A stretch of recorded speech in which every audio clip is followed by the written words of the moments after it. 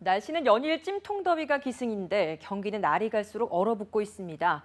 이 난관을 돌파해서 활짝 깬 기업과 그렇지 못했던 기업을 주간 기업 기상도로 살펴보시죠. 김종수 기자입니다.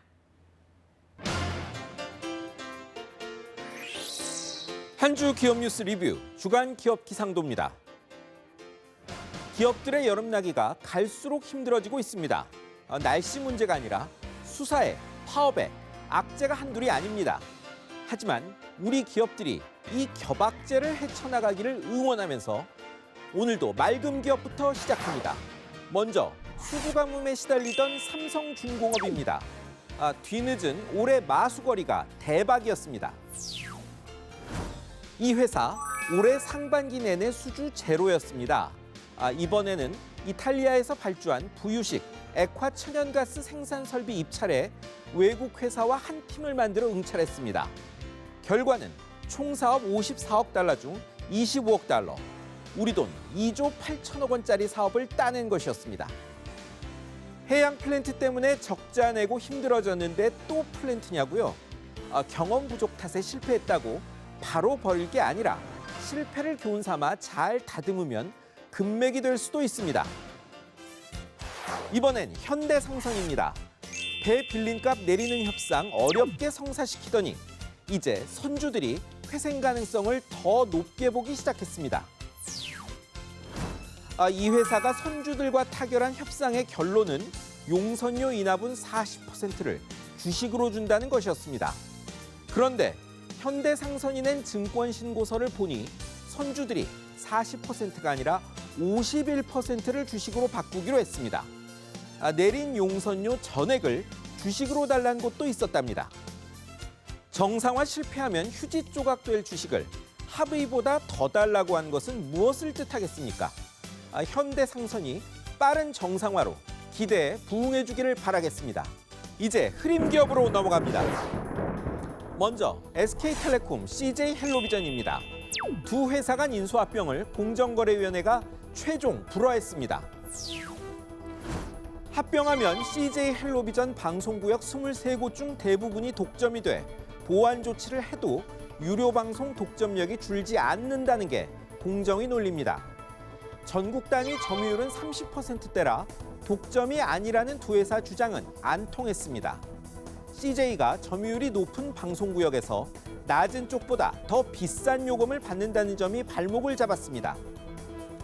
인수합병에서 성장의 돌파구를 찾으려던 두 회사, 이제 다른 방식을 고민해야 할 상황입니다. 이번엔 또 다른 통신사 LG유플러스입니다. 다단계 이동통신 상품 판매에 후폭풍을 맞고 있습니다. 다단계 이동통신 상품, LG가 직접 하는 것은 아니고 외부 회사를 통해 하는 건데 이미 작년부터 국회와 정부에서 문제가 됐습니다. 방송통신위원회는 불법 보조금으로, 공정거래위원회는 법정 한도를 넘는 물품 판매를 이유로 제재했습니다. 다단계에 들어간 사람들은 LG가 다단계사와 거래를 끊어야 한다고 주장합니다. 한번 보시죠.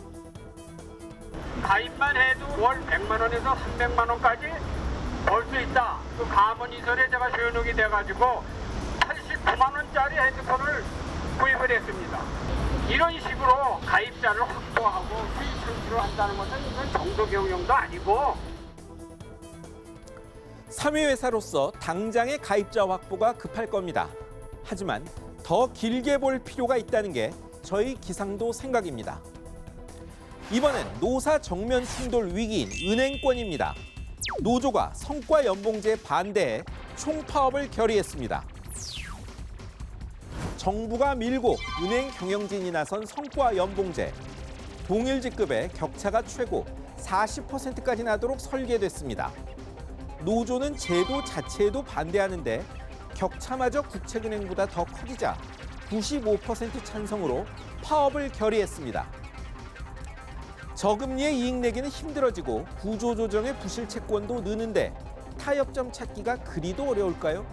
참 답답합니다. 마지막은 여행업계입니다. 테러에 전염병에 사드까지 휴가철 대목 장사 놓치게 생겼습니다.